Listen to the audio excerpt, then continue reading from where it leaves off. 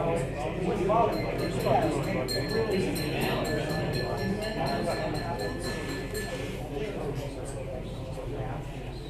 everybody for coming. We're going to get started. Some of our members have to leave early. I just got a lot to cover tonight. Okay, I'm going to speak up. Can you guys hear me now? Yeah. Great. All right, we're going to start off with the executive committee reports. Secretary, do you have anything? No. All right, treasurer is not present. Clubhouse manager? No report. Okay, marine safety director? No, ma'am. Okay, technology officer? We had an attack on our bulletin board database, but we fixed it all up. That's just sort of status. So if you were on the bulletin board and suddenly you can't log in or anything, I had to go back to May for the restore. Now I'm back updating every 2 days. So if you can't get into the bulletin board, send me an email, technology@fifus.org, and we'll get you back in.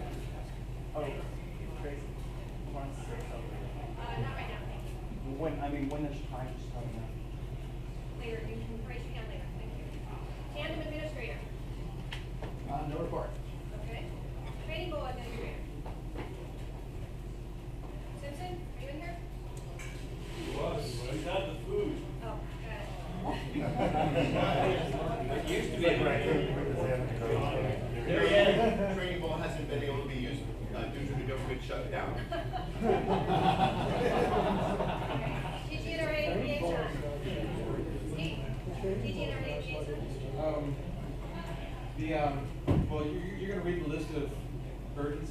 So the only thing I have to report about the GGNRA is that they've told us that we're becoming quite the burden on the system, and it's becoming an issue and putting our special use permit in jeopardy. And Tracy's going to read off, she has a list of numerous things that they've been concerned about, and so I'm going to let her give the whole list.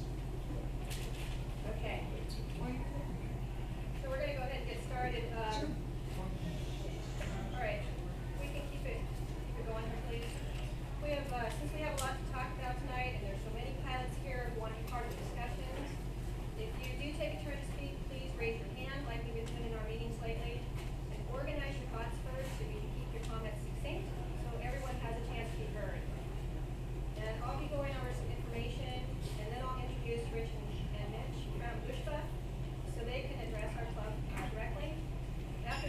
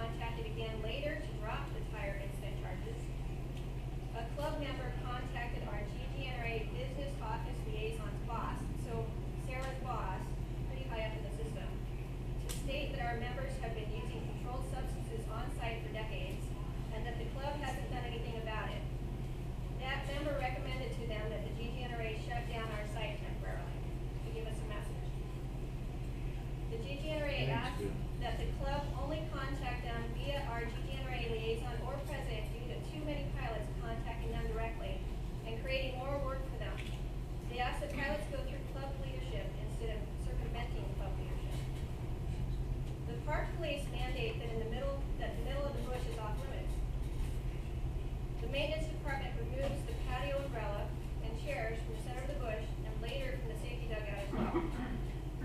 Ranger Matt has heard abusive behavior at club meetings throughout the year and made mention of it and his distaste for that. He also reported that to the business office, by the way. The GGNRA got angry about Occupy Fort funds and plans when a pilot posted about it on the King Light website. The USHPA hearings for our club members were announced and the GGNRA was notified of. So as you guys can see, there's been a lot happening with our club this year that the GGNRA has had to be involved in. They are very unhappy about that. It's clear that various behaviors have been going on all year that have put our special use permit in jeopardy. Their tone with us has been getting increasingly firm and direct as their dissatisfaction with our club has grown. And they are continuously now telling us that our site permit is at risk. They keep saying that. Whenever I have a conversation with them now, almost invariably it's in the conversation. The pilot who contacted the GGNRA about controlled substance usage also contacted 3 FAA offices and USHPA to let them know of behavior issues within our club. Those actions made it so USHPA was compelled to get involved in order to protect the insurance for the entire United States and to try to help us save our site. They reached out to our club to find a way to work together with us to that end. I asked USHPA to send one of their officers to come speak at this club meeting so that all of us could hear from them directly about their concerns instead of hearsay. USHPA's president and their appointed investigative officer for the upcoming hearings were both gracious enough to volunteer to come on their own dime, on USHPA's dime, not ours. So I'd like to introduce to you USHPA's president, Rich Haas, and USHPA's appointed investigative officer, Mitch Shipley. There. Rich and Mitch, if you please. Well, first of all, Tracy, thanks for inviting us, and I hope we can help. And USHPA is, by its nature, not interested in getting involved in chapter site management issues and issues with pilots and things like that directly. But when those issues boil over and it affects the insurance program nationally, and when a major site like this one is involved, it is worth getting involved. And I wanted to just take a minute and kind of share with you a little bit about kind of what's going on at USHPA and why the heightened sense of awareness on risk management issues. A couple of years ago, there was a hang gliding accident at Chelan Butte that involved a hang glider getting picked up by a dust devil, spun around. A guy who had a few planes before he even drove up to the butte ran in to help and got clogged and almost killed him. And he sued USHPA and the pilot, and the insurance company all of a sudden became aware of the fact that our risk of hurting each other was one thing, but the risk of hurting spectators and causing those kinds of problems was a risk that they didn't feel like they really covered. They asked us to develop a risk management plan and do a bunch of things. And we pushed back and said, yeah, as a national association, we don't have control over the individual sites. The control comes from the chapters. And we thought that that would be enough. It wasn't.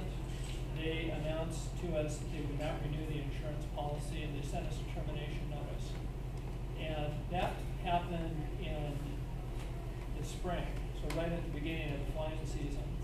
And I can tell you, my very, very worst nightmare is being president of this association when we lose our insurance.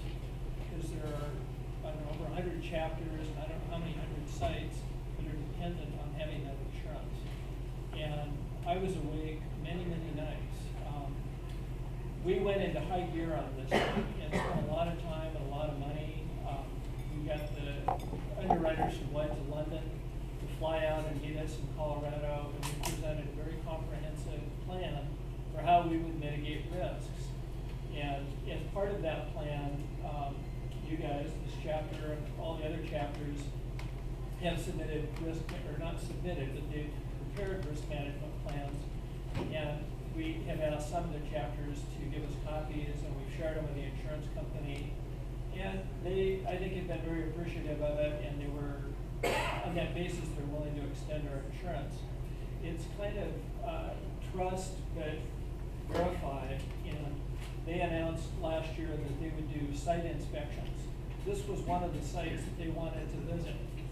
And now, you know, I don't spend a lot of time on the internet going to forums and stuff like that, but not long after the Chelan incident, somebody sent me a link to a video that was posted on your club forum that showed a hang glider being blown over, going around and almost hitting somebody. And that was bad enough, but, you know, the comments right after that were kind of like, yeah, wasn't that funny or something to that effect, and it wasn't like, this is really bad, we've gotta make sure that something doesn't happen.